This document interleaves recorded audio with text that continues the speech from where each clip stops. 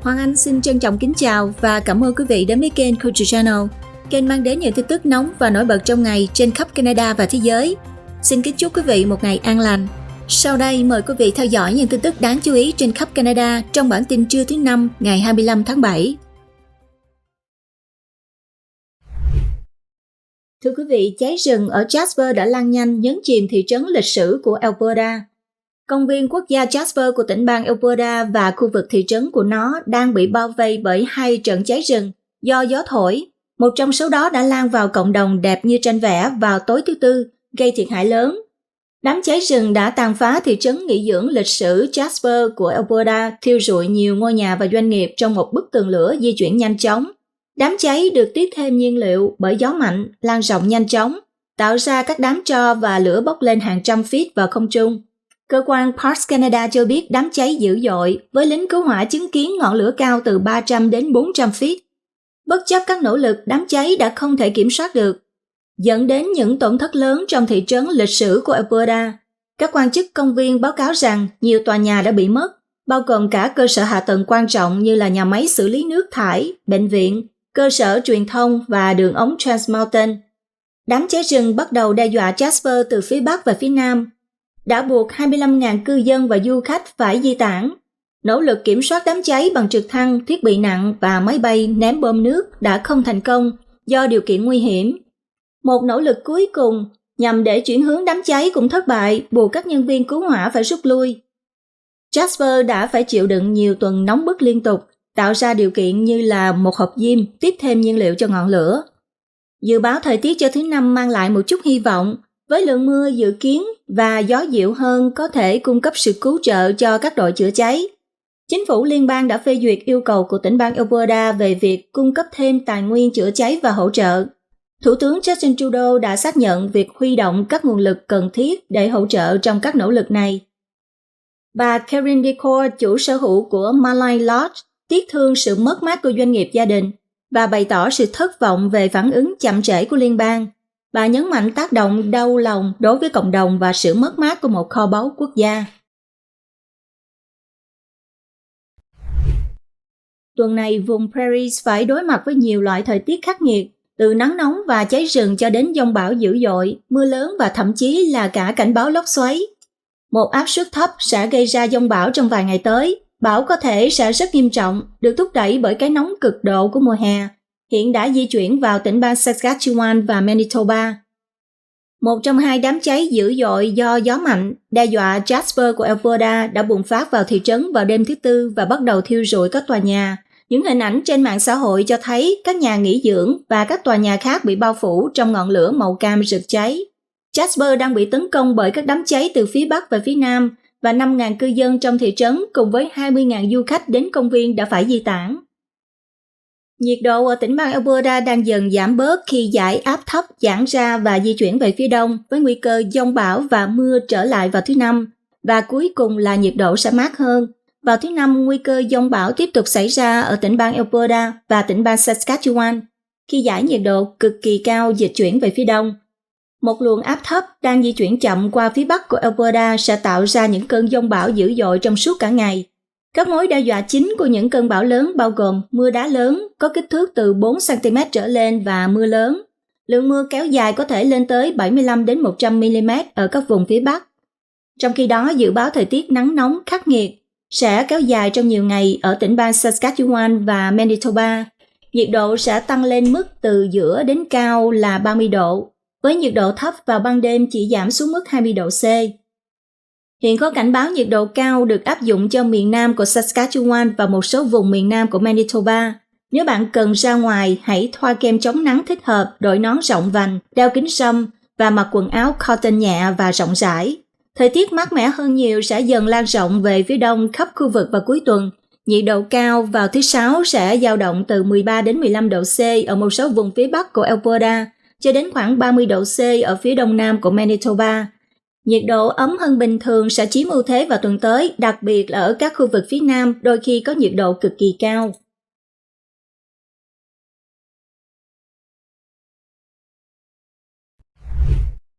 Trong khi đó, một cơn giông bão nghiêm trọng đã ảnh hưởng đến các khu vực lớn của cả 2 tỉnh bang Ontario và Quebec vào thứ Tư, từ sáng đến tối, bao gồm cả đại đô thị Toronto, thủ đô Ottawa, Muskoka và Mont-Laurier ở Quebec. Lượng mưa lớn đã gây lũ lụt ở một số nơi và nước đọng trên đường, nên xin quý vị hãy lưu ý. Liên bang chấp thuận yêu cầu hỗ trợ từ Alberta sau khi cháy rừng tấn công công viên quốc gia Jasper. Thủ tướng Justin Trudeau tuyên bố trên mạng xã hội rằng Ottawa đã chấp thuận yêu cầu hỗ trợ của liên bang từ Alberta sau khi một đám cháy rừng lan nhanh tấn công công viên quốc gia Jasper và thị trấn lân cận vào đêm thứ Tư. Tài khoản mạng xã hội của công viên cho biết vụ hỏa hoạn đã gây ra thiệt hại đáng kể trong thị trấn. Tài khoản mạng xã hội của Jasper Park Lodge ở Fairmont cho biết ngọn lửa đã lan đến khuôn viên khách sạn, nhưng mức độ thiệt hại vẫn chưa được biết đến. Các quan chức cho biết chất lượng không khí đã giảm xuống mức nguy hiểm, khiến đội cứu hỏa không có mặt nạ thở phải di dời đến cộng đồng Hinton gần đó. Trước đó, thủ hiến Alberta Danielle Smith đã đưa ra tuyên bố trên mạng xã hội rằng bà xin gửi lời chia buồn tới những người di tản và những người vẫn đang chiến đấu với đám cháy. Tỉnh bang British Columbia đang đón nhiệt độ mát nhất trong tháng trong bối cảnh cháy rừng hoành hành. Dự kiến thời tiết ấm hơn bình thường trong hôm nay sẽ làm dịu đi tình hình, mang lại hy vọng cho lính cứu hỏa được nghỉ ngơi trong cuộc chiến chống lại hơn 400 đám cháy.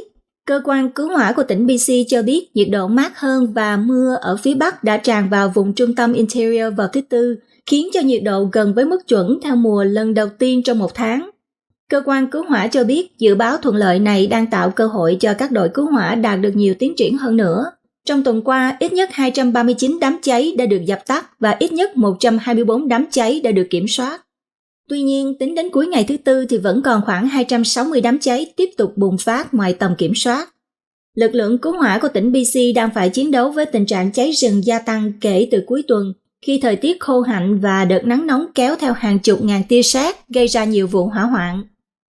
Dự báo nhiệt độ cao nhất sẽ ở mức thấp hoặc trung bình là 20 độ C ở một số vùng của Interior bao gồm Kamloops, Kelowna và Lytton, nơi nhiệt độ đã vượt ngưỡng 40 độ C chỉ vài ngày trước. Nhiệt độ ở phía Bắc Interior bao gồm Prince George và Williams Lake dự kiến sẽ duy trì ở mức từ 13 đến 15 độ C. Một trong những vụ cháy rừng nghiêm trọng nhất ở tỉnh bang này là vụ cháy rừng Shetland Creek rộng 225 km2 gần cầu Spencer's, đã phá hủy khoảng 20 công trình ở thung lũng Venables, bao gồm ít nhất 6 ngôi nhà. Một vụ cháy đáng chú ý khác là vụ cháy Elwyn Creek, rộng 4 km2 ở phía nam của Silverton tại Central Kootenay. Tính đến cuối ngày thứ Tư, vụ cháy đã khiến chính quyền phải ra lệnh di tản cho ngôi làng và 17 khu đất xung quanh. Trên đảo Vancouver, đám cháy rừng Omen Lake bùng phát ngoài tầm kiểm soát, cách suốt khoảng 9 km về phía bắc.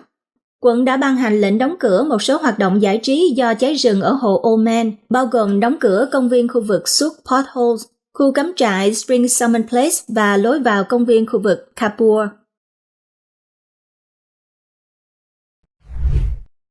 Khi cháy rừng bùng phát, thiên tai là trọng tâm chính của các thủ hiến của Canada.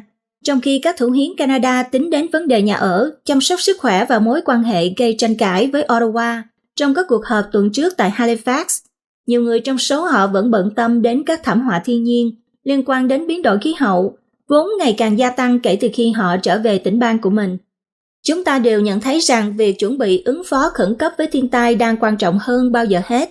Thủ hiến của Nova Scotia, ông Tim Houston phát biểu trong bài phát biểu bế mạc vào ngày cuối cùng của hội nghị Hội đồng Liên bang.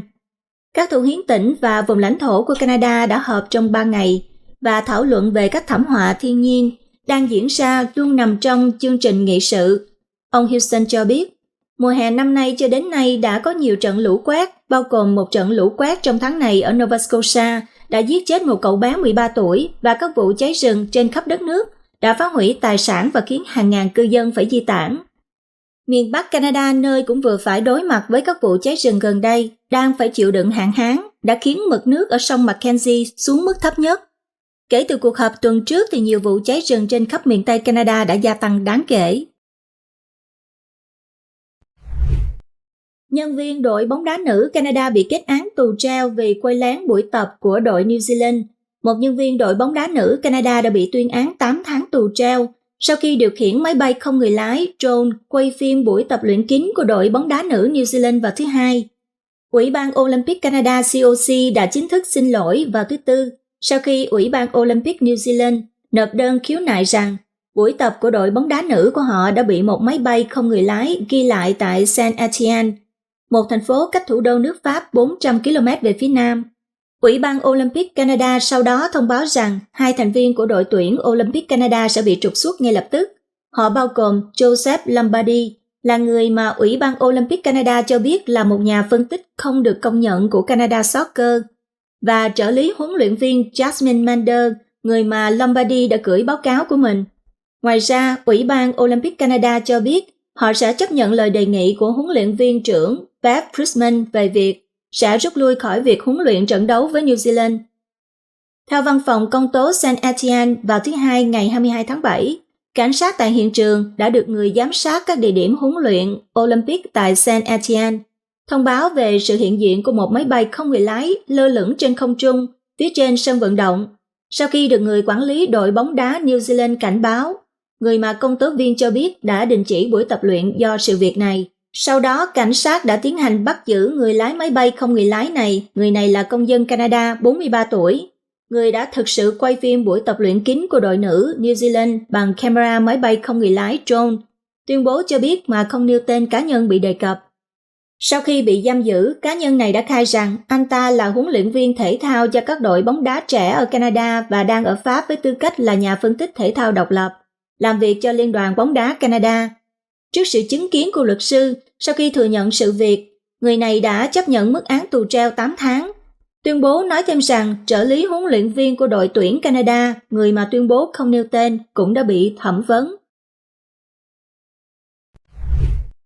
Một nghị sĩ ở Barrie Innisfil lái xe tông vào cửa sổ của trung tâm chăm sóc trẻ em.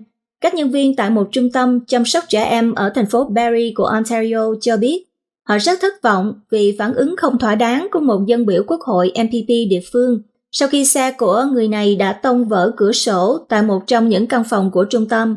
Vào hôm sáng thứ Sáu, nghị sĩ thành phố Barrie Innisfil kiêm Bộ trưởng Môi trường Andrea Khanjin đã tông xe vào trung tâm chăm sóc trẻ em Guiding Stars, một vụ việc mà các nhân viên cho biết có thể còn tồi tệ hơn nhiều. Các bức ảnh cho thấy vụ tai nạn đã gây ra thiệt hại đáng kể, khiến cho nhiều mảnh kính lớn rơi xuống sàn bên trong xe. Cảnh sát Barrie xác nhận không có thương tích nào được báo cáo và sẽ không buộc tội vì vụ việc xảy ra trên đất tư nhân. Camera giám sát cho thấy Khanjin đã ngay lập tức vào trong để xem xét thiệt hại. Nhưng mặc dù văn phòng của cô nằm trong cùng quảng trường, các nhân viên tại trung tâm chăm sóc trẻ em cho biết họ đã không nhìn thấy cô kể từ đó. Vào thứ Hai, trung tâm đã đón tiếp một nhân viên của Khanjin đến thăm. Người này có thư thay mặt cho MPP, gửi đến gia đình của những đứa trẻ có mặt trong phòng trẻ mới biết đi vào thời điểm xảy ra vụ va chạm. Một phần trong đó viết rằng, tôi đang mang thai đứa con thứ hai ở tuần thứ 31, và hôm thứ Sáu khi đang đậu xe để vào văn phòng, tôi đã ngất đi khi đang lái xe. Cảm ơn Chúa là không có ai bị thương trong vụ tai nạn. Thư nêu rõ, nghị sĩ Khanjin đã trao đổi với bác sĩ và quyết định sẽ ngừng lái xe trong tương lai gần. Nhưng trong lá thư, Khanjin đã không nhận lỗi về phía mình. Các nhân viên của trung tâm càng thêm thất vọng sau khi Khanjin bị phát hiện tham gia buổi tiệc nướng cộng đồng thường niên của cô vào Chủ nhật. Văn phòng thủ hiến đã được liên lạc để bình luận về vụ việc và một nhân viên cho biết hiện họ không có thông tin gì để chia sẻ về vấn đề này. 12 trường hợp ho gà được xác nhận tại Brantford và quận Brant của Winnipeg. Sau khi không có bất kỳ trường hợp mắc bệnh ho gà nào trong cộng đồng kể từ năm 2020, đơn vị y tế quận Brant của thành phố Winnipeg hiện cho biết họ đã xác nhận 12 trường hợp trong 2 tháng qua. Theo thông cáo báo chí từ đơn vị y tế, độ tuổi của những người bị nhiễm bệnh là từ 0 đến 41 tuổi. 3 trong số trường hợp được xác định được phân loại là lây lan trong cộng đồng. 9 trường hợp còn lại là những người tiếp xúc gần với các trường hợp ban đầu. Đã có những đợt bùng phát bệnh ho gà ở tỉnh bang Alberta và New Brunswick, cũng như sự gia tăng các ca mắc bệnh ở những nơi khác trên cả nước trong năm nay. Cơ quan y tế địa phương cho biết phải mất từ 6 đến 20 ngày để phát triển các triệu chứng ho gà sau khi tiếp xúc với người nhiễm bệnh. Bệnh lây lan qua không khí hoặc qua việc va chạm vào những đồ vật mà người bị nhiễm bệnh đã chạm vào.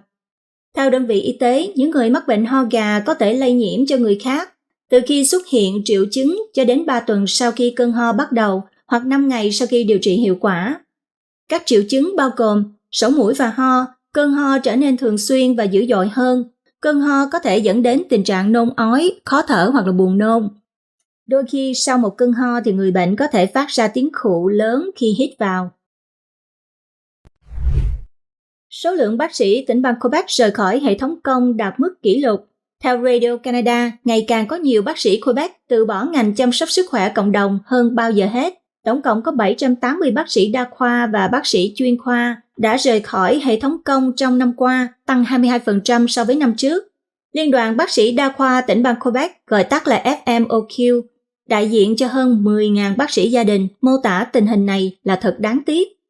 Tại sao có nhiều bác sĩ rời bỏ hệ thống công? Tiến sĩ Isabelle Leblanc, chủ tịch của tổ chức bác sĩ ở Quebec, là tổ chức MQRP, cho biết một phần nguyên nhân là do chiến dịch tuyển dụng bác sĩ của các phòng khám tư nhân. Điều kiện làm việc trong hệ thống công cộng cũng khắt khe hơn nhiều so với hệ thống riêng. Một vấn đề khác là những hạn chế mà chính quyền Quebec áp đặt đối với bác sĩ, đặc biệt là về việc hạn chế nơi họ có thể hành nghề. Những hạn chế này nghiêm ngặt đến mức mà gần như không thể lựa chọn được nơi mà họ muốn làm việc và làm việc với khách hàng nào. Cần phải làm gì để giữ chân bác sĩ? Theo chủ tịch của tổ chức bác sĩ Quebec, Leblanc, việc trả thêm tiền cho bác sĩ cũng không tạo ra sự khác biệt nào. Bà cho biết là cách để bắt đầu là cải thiện điều kiện làm việc của y tá, nhân viên phục vụ và các nhân viên chăm sóc sức khỏe khác. Vì nếu không giữ chân được những nhân sự thiết yếu này, các bác sĩ không thể cung cấp dịch vụ chăm sóc đầy đủ trong một môi trường làm việc thoải mái. Nhìn chung thì tiến sĩ Leblanc cho rằng khu vực tư nhân càng thu hút được nhiều người thì hệ thống công càng kém hiệu quả và việc làm ở đó càng kém hấp dẫn.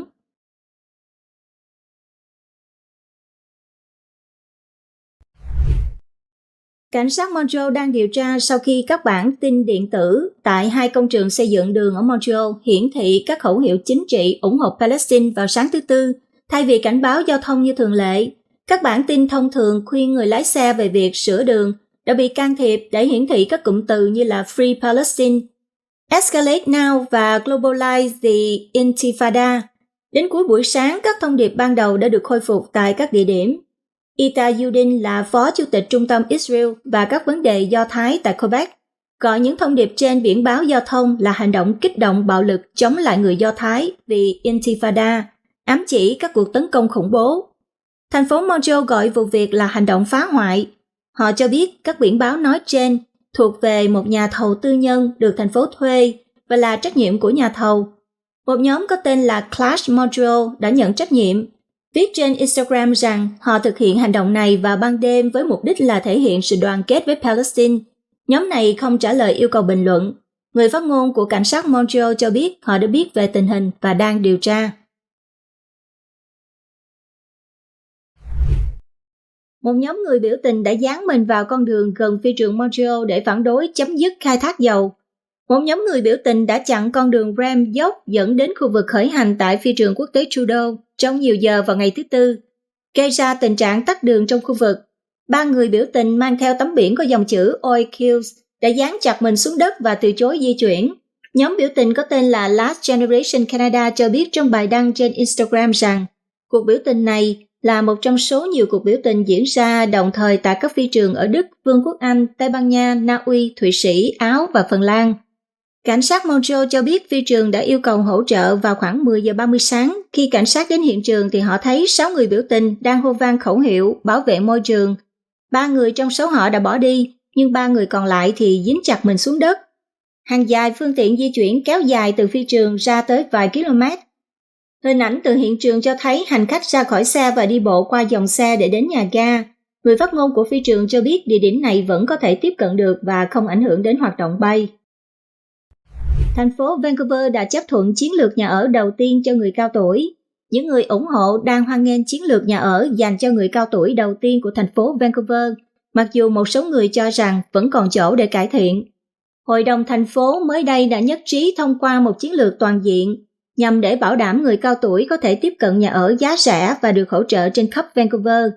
Đặc biệt, chiến lược này vạch ra các chính sách nhằm thiết lập nhiều lựa chọn nhà ở hơn cho người cao tuổi, thúc đẩy thiết kế nhà ở đáp ứng nhu cầu cụ thể của người lớn tuổi và tạo ra nhiều biện pháp bảo vệ di dời hơn cho những người sống trong các cơ sở chăm sóc cộng đồng và nhà ở hỗ trợ trong trường hợp tái phát triển.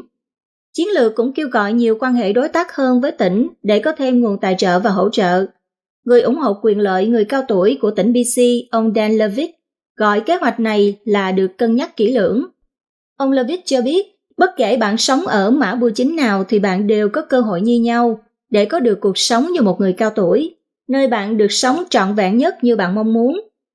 Theo số liệu thống kê người vô gia cư của thành phố năm 2023, hơn 20% dân số vô gia cư của Vancouver là người cao tuổi hoặc những người từ 55 tuổi trở lên, và gần một nửa trong số họ lần đầu tiên trải qua tình trạng vô gia cư khi họ đã là người cao tuổi. Theo báo cáo của Hội đồng về chiến lược này, những người từ 55 tuổi trở lên hiện chiếm 30% dân số Vancouver. Con số này dự kiến sẽ tăng đáng kể trong 2 thập kỷ tới và tỷ lệ người từ 75 tuổi trở lên cũng sẽ cao hơn.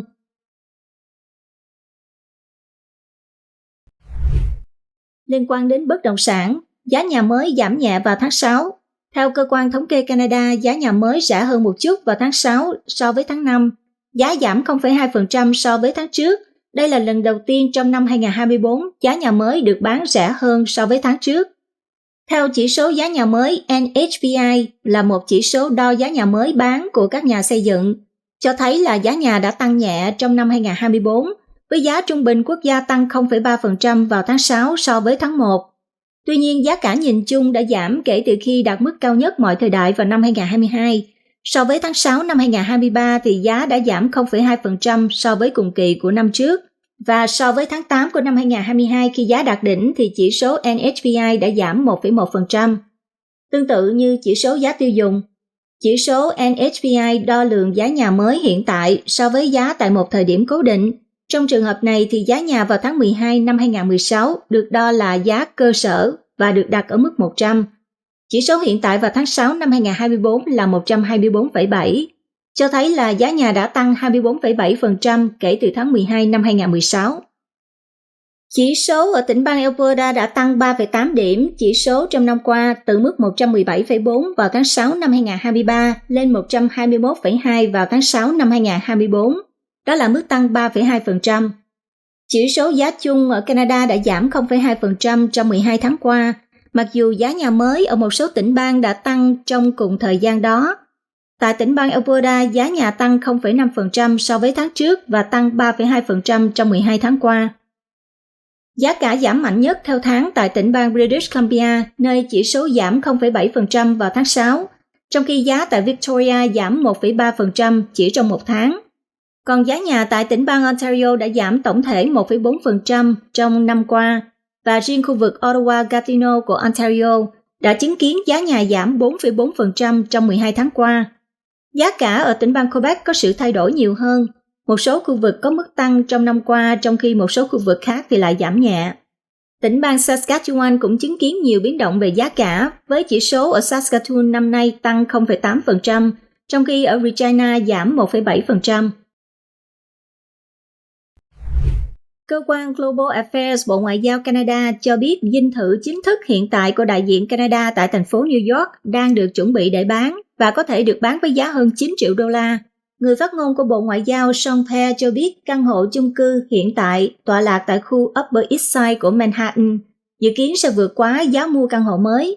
Căn unit mới này đã trở thành nguồn chỉ trích của các nghị sĩ đối lập sau khi có thông tin chính phủ đã mua một căn hộ chung cư trị giá 9 triệu đô la tại dãy tỷ phú nổi tiếng của Manhattan để làm nơi ở cho Tổng lãnh sự Canada tại New York, cũng là cựu nhà báo Tom Clark. Tin tức về việc bán dinh thự được đưa ra một ngày sau khi Ủy ban Thường trực về hoạt động và dự toán của chính phủ đã triệu tập ông Clark, Thứ trưởng Ngoại giao, cũng như các viên chức bộ khác, để biện minh cho việc chính phủ mua unit mới ngay phía nam của Central Park. Bộ trưởng Ngoại giao Melanie Joly cũng sẽ được triệu tập nếu Ủy ban cho là cần thiết. Người phát ngôn của Bộ Ngoại giao cho biết động thái này có thể giúp người nộp thuế Canada tiết kiệm hơn 2 triệu đô la và giảm chi phí bảo trì và thuế tài sản liên tục.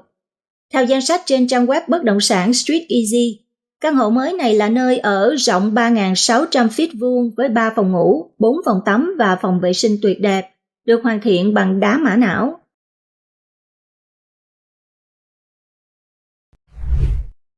Khi mùa cháy rừng đang diễn ra mạnh mẽ, Bộ Y tế Canada cho biết các biện pháp tốt nhất để giữ an toàn cho bản thân khỏi khói cháy rừng. Theo Bộ Y tế Canada, khói cháy rừng có thể gây ra mọi thứ từ sổ mũi và đau họng đến đau ngực dữ dội và ho. Nó cũng có thể làm trầm trọng thêm các bệnh về phổi và tim và khiến trẻ em và trẻ sơ sinh, người cao tuổi, phụ nữ mang thai và những người suy giảm miễn dịch có nguy cơ bị các tác động tiêu cực cao hơn. Trong khi khói cháy rừng chứa nhiều chất gây ô nhiễm, bao gồm carbon monoxide và carbon dioxide, Bộ Y tế Canada đặc biệt quan tâm đến các hạt mịn, hoặc là các hạt có kích thước 2,5 micron hoặc nhỏ hơn, gọi là PM2.5, có thể xâm nhập sâu vào phổi.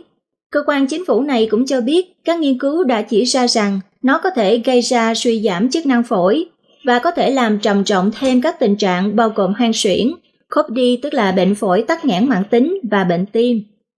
Mặc dù khói ở khu vực của bạn có thể bắt nguồn từ rất xa, nhưng Bộ Y tế Canada cho biết không có lượng PM2.5 nào là an toàn để hít vào.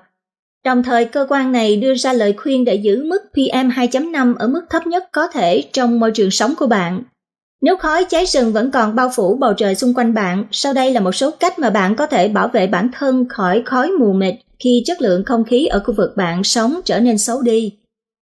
Tại nhà thì hãy đóng cửa sổ và cửa ra vào, hạn chế sử dụng quạt thông gió nhà bếp và phòng tắm. Bắt đầu bằng cách ngăn khói vào nhà ngay từ đầu, mặc dù có vẻ là điều hiển nhiên.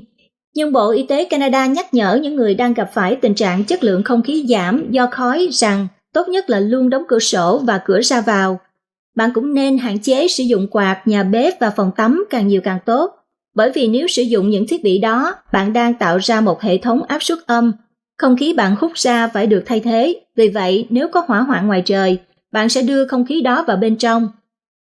Hãy lắp đặt bộ lọc hiệu suất cao vào hệ thống HVAC của bạn. Hệ thống HVAC thường sử dụng bộ lọc được đánh giá theo giá trị báo cáo hiệu suất tối thiểu hoặc là hệ thống Murphy. Xếp hạng Murphy càng cao thì bộ lọc có thể giữ lại các hạt mịn hơn. Bạn nên sử dụng bộ lọc có xếp hạng Murphy 14 hoặc là cao hơn, được đánh giá là có thể giữ lại 90% các hạt có kích thước từ 1 đến 3 micron. Một lời khuyên khác là nên thay đổi trước và sau khi có khói cháy rừng để kéo dài tuổi thọ của bộ lọc. Ở trong xe thì nâng cấp bộ lọc không khí trong cabin xe của bạn. Có thể nâng cấp bộ lọc HEPA cho hệ thống thông gió của xe, có thể được mua cho nhiều hãng và kiểu máy. Bộ lọc không khí trong cabin thường nằm sau hộp đựng găng tay của bạn và có thể dễ dàng thay thế mà không cần đến thợ máy. Hãy đặt hệ thống thông gió của xe bạn ở chế độ tuần hoàn, Recirculate. Sử dụng chức năng tuần hoàn Recirculate của xe hơi thường được kích hoạt bằng nút mà có biểu tượng hình mũi tên tròn, sẽ cắt đứt không khí bên ngoài vào xe. Trên đường đi thì đeo khẩu trang N95 vừa vặn. Như tên gọi của chúng, khẩu trang N95 lọc được 95% các hạt có kích thước 0,3 micron trở lên. Điều quan trọng là phải bảo đảm khẩu trang của bạn vừa vặn với khuôn mặt để tránh không khí chưa lọc lọt vào. Hãy tìm một không gian cộng đồng trong nhà để dành thời gian nghỉ ngơi. Nếu ra ngoài, hoặc nếu bạn không thể duy trì chất lượng không khí cao trong nhà, thì hãy tìm một không gian công cộng mà có thể áp dụng một số kỹ thuật được giải thích ở trên. Những không gian như là thư viện, trung tâm mua sắm, trường học và phòng tập thể dục có thể là những nơi an toàn để tìm không khí sạch. Nhưng cách tốt nhất là hãy liên lạc với ban quản lý tòa nhà hoặc chính quyền y tế và thành phố địa phương để bảo đảm. Hãy hạn chế hoạt động ngoài trời, tập thể dục trong nhà và uống nhiều nước. Bộ Y tế Canada cảnh báo tránh các hoạt động ngoài trời gắng sức và tập thể dục trong nhà trong thời gian mà có khói cháy rừng. Nếu bạn có nguy cơ cao, Bộ Y tế Canada khuyên nên dừng hoàn toàn các hoạt động ngoài trời và uống nhiều nước có thể để giúp cơ thể bạn đối phó với khói.